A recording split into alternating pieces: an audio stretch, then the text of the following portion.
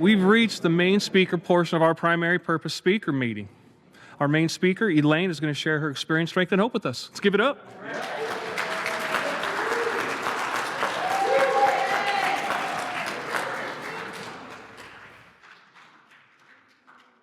Erica Elaine, alcoholic. Welcome to our guest from out of state, to anyone who's new, to anyone who doesn't claim to be new. Want to welcome you. Zora, I loved you. Okay, tough act to follow. Here I go. Let me jump in. This is my bestie.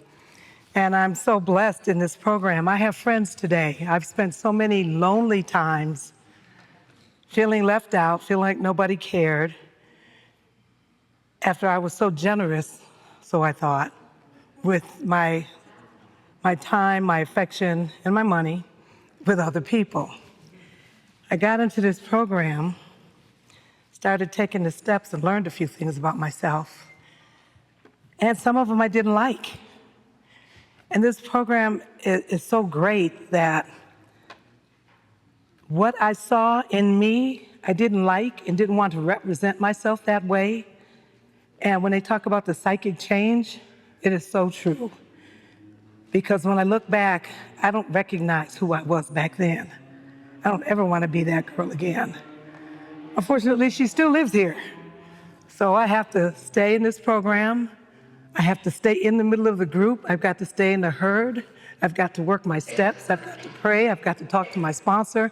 I've got to talk to sponsees. Because if I take too long, my ism will kill me. And we call it inner self madness. I also call it incredibly short memory, because we don't remember that last time, or that last one, and what it did to us. And it was so devastating, it got us here, but it's too easy to forget. I will qualify. I started out a ward of the state. All I can remember of my mother is being left in a burning house, and firemen coming and breaking the windows to rescue my brother and I. And that's pretty much all I remember of her. And going through the system was a little tough.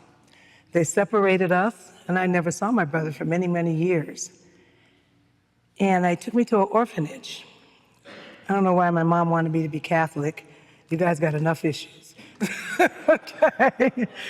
But I went to a Catholic orphanage, and just to let you all know, I'm born in 1954. I'm 71 years old. So,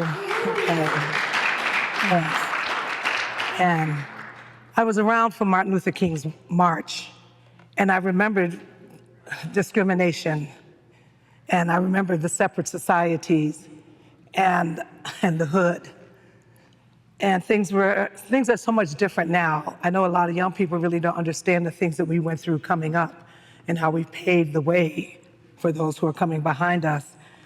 But in that orphanage, the nuns, I had to be about 5 years old, and I remember like it was yesterday. They took my clothes off in front of everyone to show them I didn't have a tail. And I believe that's part of where my trauma started. I don't know what happened to me at night in that place, but I know that's when I started sleeping with the covers over my head, tucked around my arms, with a little space to breathe. And as much as I try to go back and remember now, I still don't get there. God will give it to me when He's ready. So going through that, I finally made it to a home where people took care of me. But I had 2 other places to stop first. So I'm gonna skip through that really quick. It was a traumatic childhood. And if you would describe me in psychological terms, I have the psychological profile of a serial killer. And thank God that He put enough love and innocence in me to keep me where I didn't turn into one of those guys. Hope not. Hope not. I'm sure I've had a few blackouts, but no evidence so far. But I know the taste of semen at 6 years old. And I know what it's like to be whipped with an extension cord. And my journeys, I believe, started then, because I played by myself. I had my own room when I had a house to live in. I had dolls and toys, and my parents left me with my own little tiny toy apartment. One day at 6 years old, I came home from school and the whole place was empty except for my room. So there started my abandonment issues. And when the state finally came and took me away from the only grandmother I knew, it just became part of my life. And one thing I learned to understand, promiscuity starts then, because things that are natural for a child to do, a child's gonna do. So therefore, growing up, I molested my girlfriends and, and seduced half the neighborhood and played house with everybody and thought it was okay. I left home about 16 years old, off and on since I was 14. I'm the same height since then.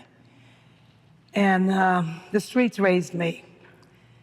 And back then, my husband likes everybody to know he married a gangster. Okay? I am the original OG. Back in the days before the Sensormatics, before the police, when they were taking tips, when they were after hour underground, okay, when you could buy liquor in the cases off the street. When I went to the, oh God, I can't remember the name of the club in Boston, in the Boston Commons, we'd go to the club, the Sugar Shack. And it was mafia owned. And me and my friends were boosters. Professional thieves all across country. I could walk a full length fur between my legs. And they bought everything from us at a third of their price. And that's how my life started, where I grew up. I was blessed enough that I was just so goofy, nobody really latched onto me because I was also a runner. If you scared me, I was running. So to come up a little bit further, I look at myself now, and I'm just, like I said, when I did my fourth step, I'm amazed to be here and I'm amazed to be alive. God blesses babies and fools, and I was both. Seriously, out of my mind. I got a little bit, let's go on up in the years, and going to the after hours and the undergrounds, and then here come the pimps, fly, nice cars, everything I didn't have. And at 16 to 17 years old, I wasn't old enough to get an apartment, rent a car, or have a driver's license. They took care of all that. And I finally got with this guy I was with for 11 years, who groomed me. And I was used to hearing, I'm gonna make you a star. I was looking for something different because I thought I was special. Come on, I came out of the suburbs. The family that adopted me lived in the suburbs. I went to a good school. I speak the King's English. And I wasn't just up for anything. And I met this guy, he told me, look at you, you don't even know what kind of woman you are. You don't even know how much woman you are. Ooh, I'm gonna take all that energy and I'm gonna mold it. And I'm gonna put some here and put some there. And that's what he did. 11 years I was with him. I'm a professional in everything that I have done, from hooking to stealing to burglaries, cat burglary. I became a master at going in people's places when they were asleep. I'm not going to tell that story. But my past, the lifestyle, we called it, the life, and I wore it, and I was happy to be a professional, and it was a place where I was accepted, and people looked at me, and they smiled, and I didn't realize that I was actually wrong. Now, the family that raised me got me when I was 8 years old, educated, lived in the suburbs, went to a good school, had manners, gave me a good moral foundation. But when I got out where everybody else loved me and thought they would take care of me, my values changed. I didn't know they were values. I just thought that this is the life, I'm in it, and you suckers and squares, okay? I don't want a job. I'm gonna steal my way to being rich. And I paid pimps for probably 15, 16 years of my life. One, with 11 years. And I finally got away from that whole deal after he beat me up so bad and left me in a hotel room in California. We were celebrating a birthday at the Beverly Hilton, And I had to leave there with a towel over my head and go check into the Days Inn and lay in the bed with a ice bag over my face, waiting for my eyes to open, my lip to swell up. I had to hold my lip in my hand. And why did I do all that? My ism. I'm trying to fill that hole. And I didn't know what to do with it. And I didn't realize how different I was. I knew I was different, but I didn't understand why. I can remember tasting that sip of beer as a toddler, and I can still hear myself, like little kids do when you see them, you give them a sip of beer.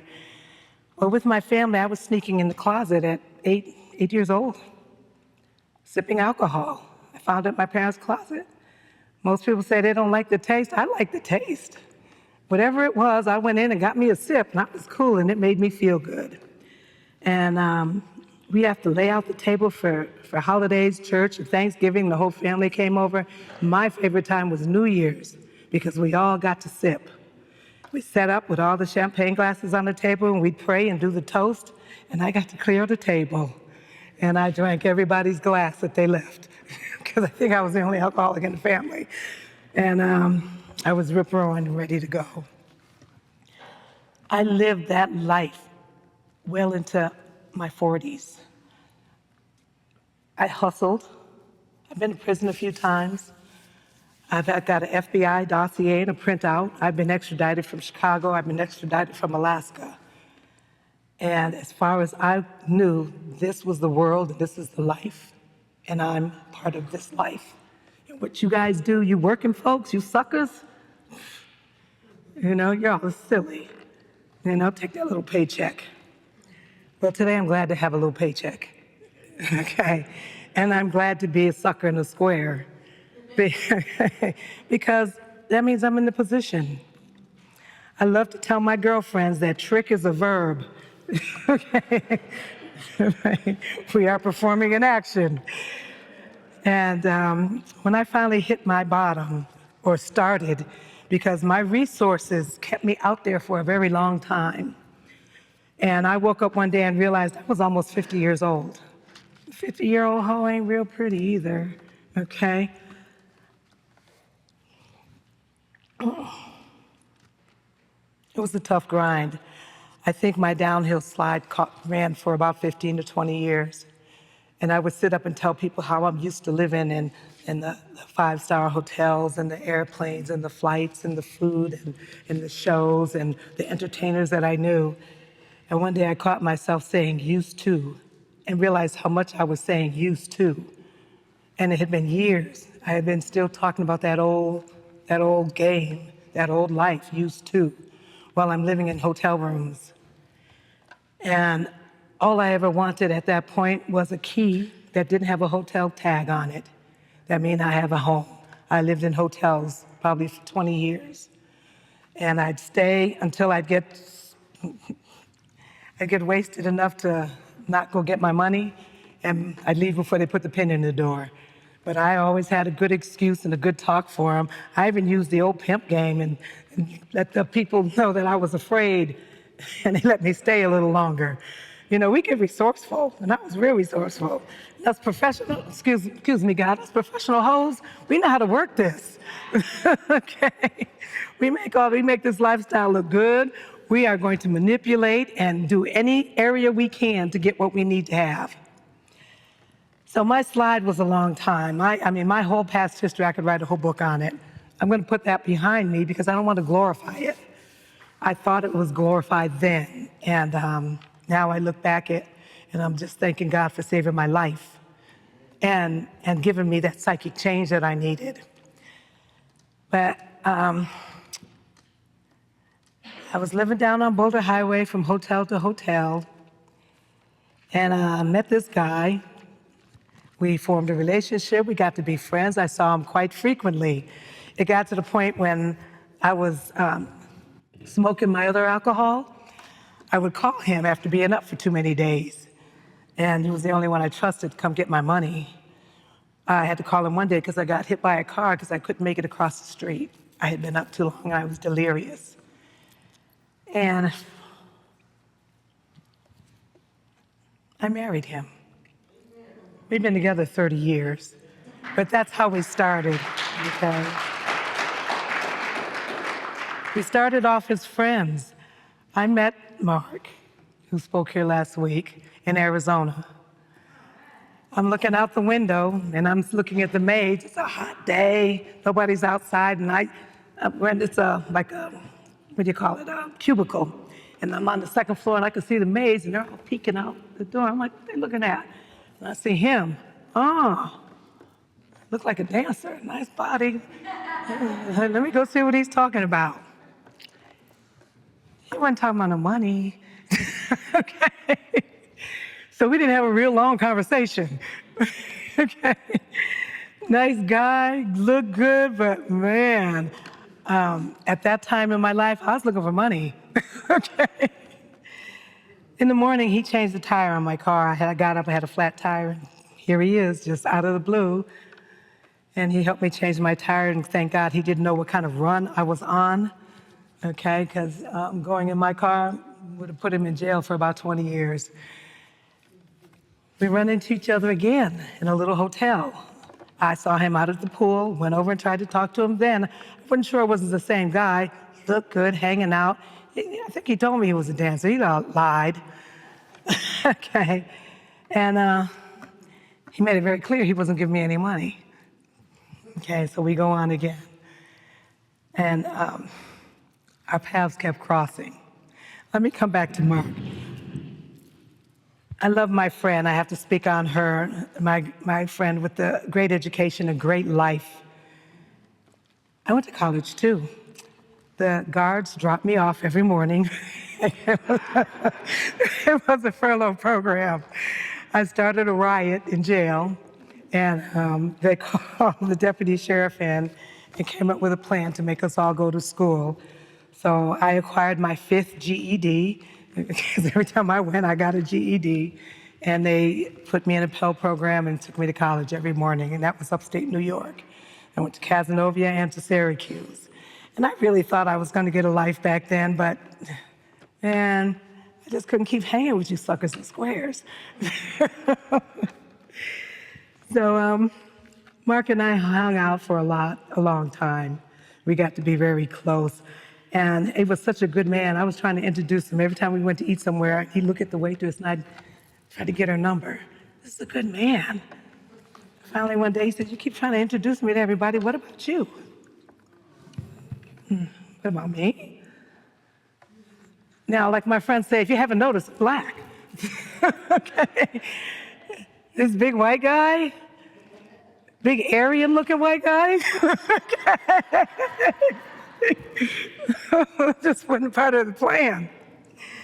But I realized I was falling in love with him. And we sit down and talk, and I'm still using. And we would talk and have conversations, because I'm the great debater. I can talk about anything. And you give me your ear, I'm gonna tell you some good stuff. Okay, I'm gonna make it all sound right. I can justify a rock. I can just. He told me when I used to talk to him, and they said, you keep talking this AA stuff. What's up with that? You know, all the time, AA, you're brainwashed.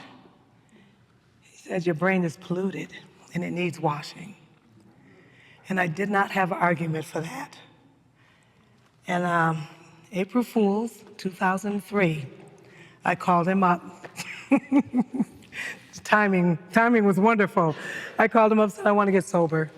I'm crying, he's on the job, and he really didn't think it was funny.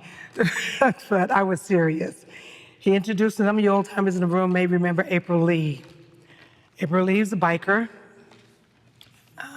I lovingly call her a scooter tramp, but she was not. I never told it to her face. And she's my height, and we read each other up and down, and she decided to take me on and to help me. I did not know what I was coming into, but I do understand that I was so broken and so tired that I was willing to do whatever it took to get sober. It had been over a year, probably a few years, I had been praying, God, let me get a life before I die in the street. I don't even know what a life is.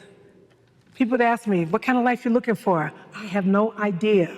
But when I see it, I'm going after it. I didn't know that these rooms was going to give me a life. And you guys told me I'd have the life beyond my wildest dreams. I was like, you have no idea the shit I dream about. Okay. But it happened. You know, it happened. And I am ever so grateful.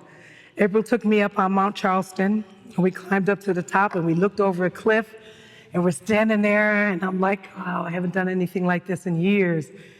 And she said, so what's up with you and my friend? Okay. And I'm looking over the edge, and I'm looking at her. Oh, man, seriously? Okay. I'm glad I had the right answer, and I had the emotion to express it, because I believe she'd have pushed me. I really believe she would have pushed me. April sat me down, and we went through the book page by page, and she made me read. And me, as sharp as I am, because now listen, after roaming the streets and coming up, and most of the guys I messed with were kingpins and ballers, I used to find my way through it, and I lived, for a while, what I thought was a pretty decent life. When I sat down with her, I stuttered. I read like I was 6 years old because I hadn't picked up a book and didn't have to read. And I didn't understand any of the words. Every sentence we went through, she'd look at me, do you understand that? And I'd have to just, no. And she'd have to break it down and explain things to me. Those first few pages were blah, blah, blah, blah. When she made me look at the foreword and talked about how this program came together. And see, one thing I did, I was spiritual. I was always spiritual. I was the most spiritual, honest, loving hoe you ever met in your life. But I did believe that those two men were put together by divine intervention. Because when you read how they all came together and how fast this program grew, I had to pay attention. And I was still struggling with it, but I did not want to pick up. I have drank and drugged myself to schizophrenic. I would hear voices. I was paranoid all the time. I couldn't get my life together. I was afraid I was going to die. I got to a point of seeing shadows and hearing whispers, and I equate them to demons. And I felt like my soul was in trouble. That's one of the biggest things that brought me into these rooms and kept me here. And I needed to learn how to get away from that. I didn't know I was going to find a God that I love and believe in. I didn't know I was going to get a job. I didn't know I was going to get married. I didn't know I was going to be a sucker and a mark. And I'm glad to be here because I'm in the position today. I can pay my bills. I can drive my own car. I can go to the bank. I can go get money. I can do whatever it is I need to do. And I can take care of my husband. Okay, but I couldn't take care of myself for a long time. When we read that book and went through everything word by word, it was embarrassing because it took, Jesus, I must have spent a year on step one. It took me a long time, but I got comfortable in step one. I knew my life was unmanageable. Now, step two, restoring me to sanity, there's that ism, incredibly short memory. Yeah, I forgot, you know. I thought I had it together because I was sober a little while, but it took me a minute to understand that I needed to be restored. For me, I look like I've always been a mess. Since I was a child, it took me a long time to understand that. But a restoration is a process. You have to take all this stuff, not so much on the outside, but on the inside of me. My shell is here and my frame is here, but all this soft stuff and everything on the inside, I had to tear it out and rebuild it and make me strong. My husband has a saying that I love, I am strongest in my broken places. Those are the parts that healed, and that's the part that I protect everything from. And then I found out why those places were broken and discovering that fourth step. April took me 1, 2, I got to 3, and I'm like, my will, my life, over to the care of God? I'm going back to 1. Not ready for that yet. I was afraid. I didn't know what it would mean.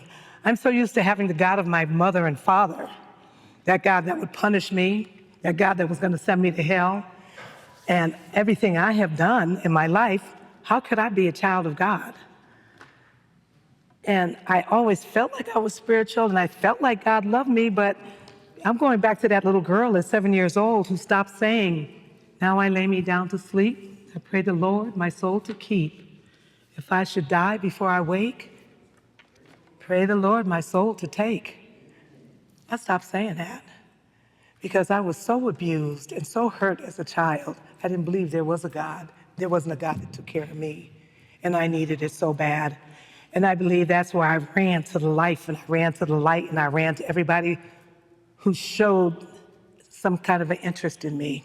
Somebody who told me I could be good or I could be great, or that man who said, "Oh, you don't know the woman you are. I'm going to mold you. I'm going to do this."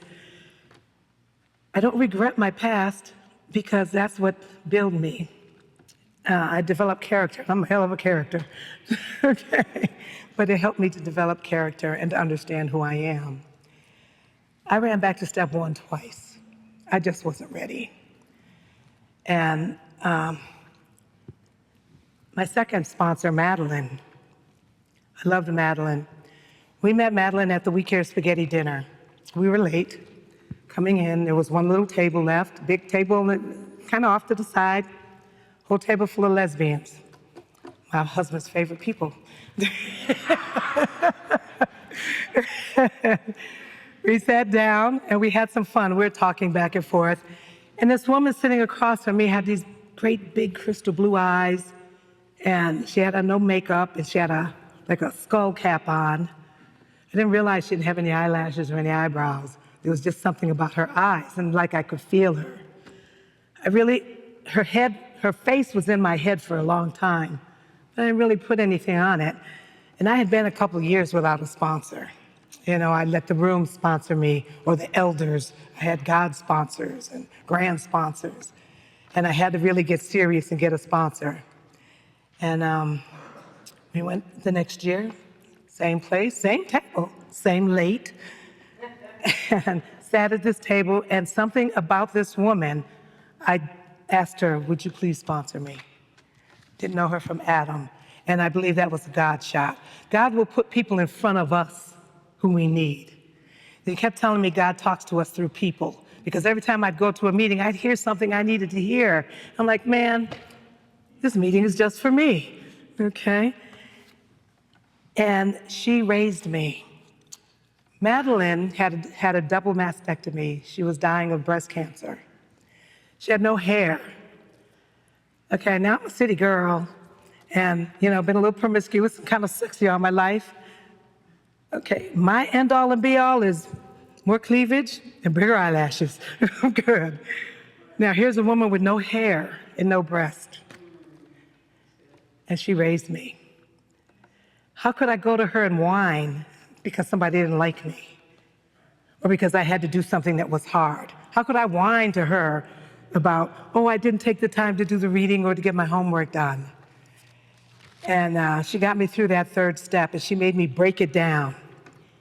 And when I read it for the first time, not even for the first time, when I read it, it was the first time that I got stuck on that first sentence. God relieved me the bondage of self. That hit me so hard. I stayed on that line and was able to break that down, that I may better do thy will. Now I'm good with God. Okay, I don't know what your will is for me, but I'm ready. I was going to work, and in the bathroom, I spent half of my break crying because I hated everybody. Okay, I'm hustling. I'm in timeshare. Been in it for 20 years, still there. Okay, that's what we do when we hustle. And I hated everyone. They're squares and they're suckers, and I got more game than them. They're not playing right. How come I don't get this shift? And I should just be running the company, okay? They need to let me handle all of this. I can do this way better than any of them. First year in the business, I never even heard of timeshare before I got the job. Okay, but you guys are doing it all wrong. I wanted to beat up everybody. I wanted to slap them. And one thing I learned in this program, I can't put my hands on people because I'm quick to jump. And you fellas, I jump on y'all quick. Okay, quick. And I had to learn not to do that. So I would cry because inside me, I would be so angry and so twisted, and I'm angry about it didn't happen the way I needed it to happen, and you hurt my feelings, you know? And why are you doing this to me? I don't deserve this. They didn't let me have my way. They weren't even nice to me. I'm nice. And I finally went to her one day. Of course, after me and him went through it, I sat in the car. I don't even know what we were fussing about. I got out the car and slammed the door and was walking. And I got home and jumped on the treadmill because everything in me was all boxed up and I didn't know what to do. And I'm not gonna pick up because that's my go-to usually. But I cannot do it. I will not go back to that life. Jumped on my treadmill, started running, blew my knee out. Sat down, and I had to call her. And I said, you know, I'm tired. I can't live like this. Help me. She started laughing. She said, oh, pain's a great motivator. Now let's get some work done. Okay. And I met with her. And I would catch the bus, and she would pick me up, you know, because I was too good to catch the bus, too. She says, you get there, I'll come get you. And I did that. And the more we talked and the more she understood me, the better I began to feel. And I took that, oh God, I took my prayers and God give me patience, help me keep my mouth shut, keep me from reacting. I had to learn how to respond. And if I couldn't respond, I just had to stay still. People probably thought I was really crazy because they'd say stuff to me. I'd be like, sometimes just have to walk away. When you grow up and you're a child who had all the traumas that I had in my life, and I started loving the taste and the feel of alcohol very young, and then I started doing the party favors, and everybody started giving me attention. That is how my life was. I was on that instant gratification. I didn't know how to work or to wait or to pray. I'd stopped praying for a long time. And my line, Madeline's line to me was, did you pray? Did you pray about it? Okay. I started learning to pray. And then I would call her. She made me call her at lunch just to talk to her about what I was going through because I needed that kind of care. God put her in front of me for the right reason. I needed special attention. I needed to get on the phone before I blew up my job. I would call her in the afternoons and just, and they did this and they did that, and blah, blah, blah, blah, blah. And she's like, who's the matter with you today? I hung up, I was pissed. Of course, I had to call her back and apologize. But who's the matter with you today? It took me almost a month to figure out it was me. I even had someone ask me when I was telling about all the terrible things that people are doing and how they treat me. And one person asked me, you think this happened all the time? I'm like, yeah. And you did this and they did what to you? Yeah. Does that always happen? Yeah. You think it might be you? No. And it was me. So we dug into my fourth step after she got to know me, and she says, you know, we're going to take it piecemeal. You've got too much going on. I couldn't get it all down, and we could not have gone through my list in a session. It took me almost a couple of years to get through it. She said, we're going to write some, and we're going to dump some. And we're going to write a little bit more, and we're going to dump a little bit more. And I began to get relief. And when I put down everybody in the world on my list of resentments, then she's like, where's your side in it? What do you mean? I got no side in this. Brenda, I'm sorry. I had to laugh at Brenda because we were doing her stuff. She says, I know somebody owes me an apology somewhere. I have to laugh. You made me think about that. But when I got to see my side in it, and she literally I had to write down everything that happened and what I did and how it could have went better. And after going through all of those lists, I was like, wow, is this the bitch that I am? I could not believe it. And I'm looking at a person that I don't want to be. And it shocked me that I thought my life was okay and everything I was doing was okay. You could not tell me I was selfish and self-centered. I thought that my giving to people and giving them my last and bringing them in, letting them be my friend, and giving them favor was a favor, because not everybody can mess with me.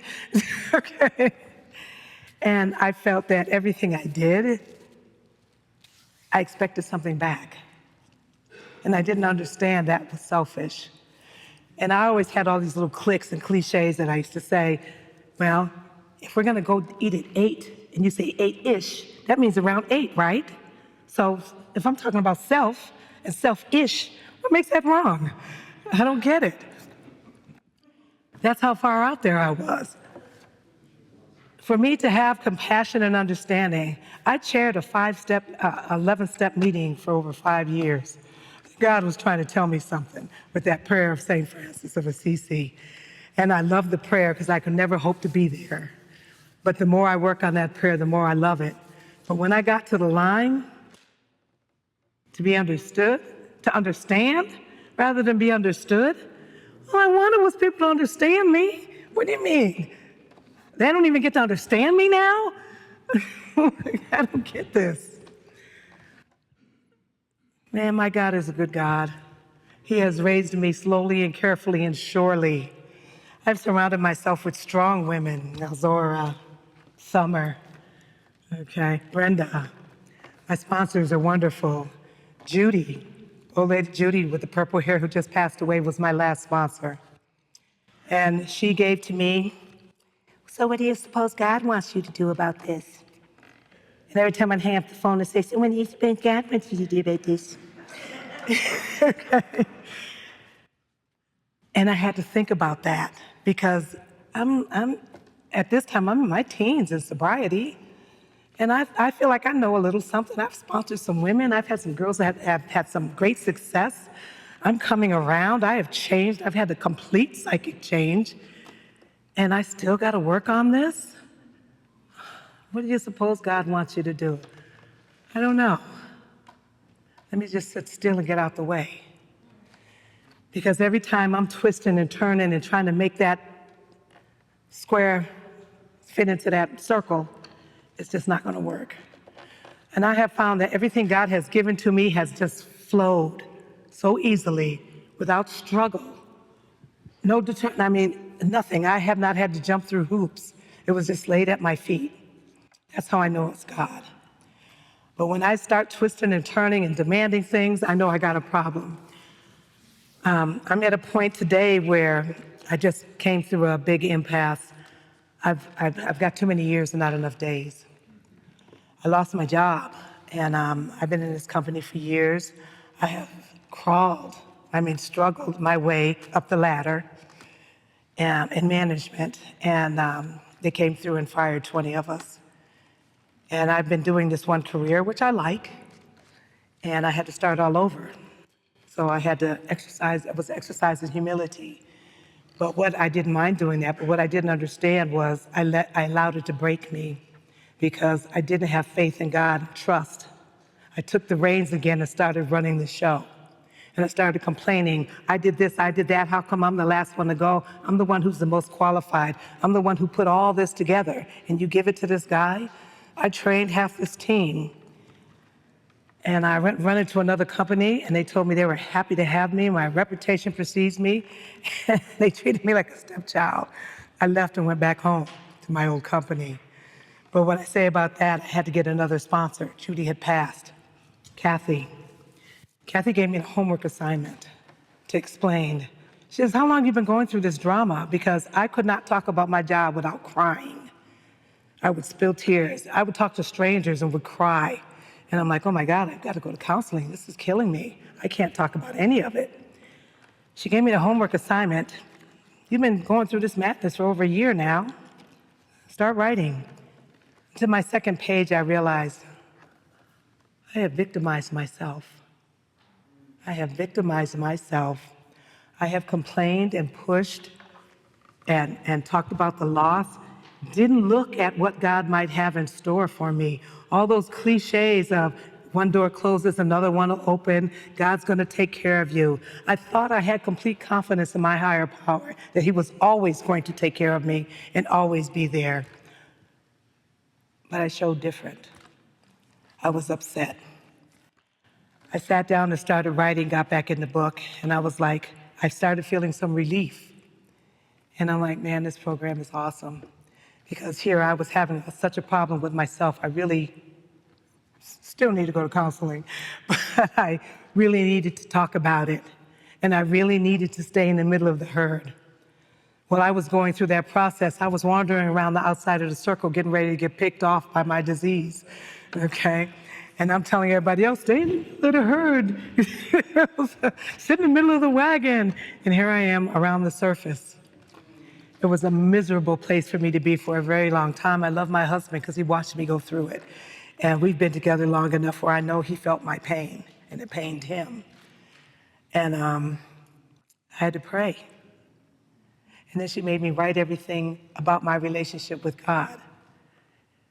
And to write down that I'm no longer afraid to die. Remember how afraid we were of dying, losing our life? I am not afraid to die. I don't want to. I don't want to today, but I'm not afraid because I know I have a higher power who loves me, and I'm going to be okay. And I started writing down where God has brought me from. I had to go back and remember crying on commercials, crying during holidays because I missed it because I had no place to go. I remember rushing to go turn a date so I could get into a hotel room to get to sleep. I went from $1,000 dates to whatever's, and that's a hard way to go. And here I am, I pull up in my driveway in my car, my husband's truck, and I own my home. And I'm like, what the hell am I doing? Where is my gratitude?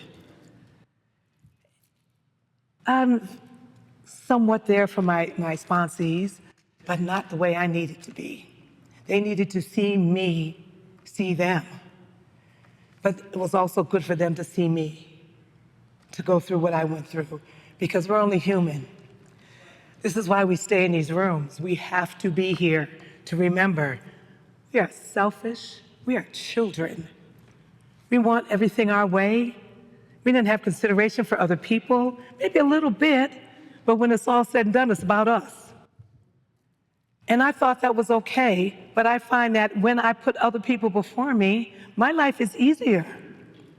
When I can make somebody else smile, I can smile in return. And when I'm not expecting anything or expect them to understand me, it's okay. I understand you. And that gives me my comfort. How the hell was I expecting somebody to understand me? I was schizophrenic and half out my mind. I don't want them to understand me.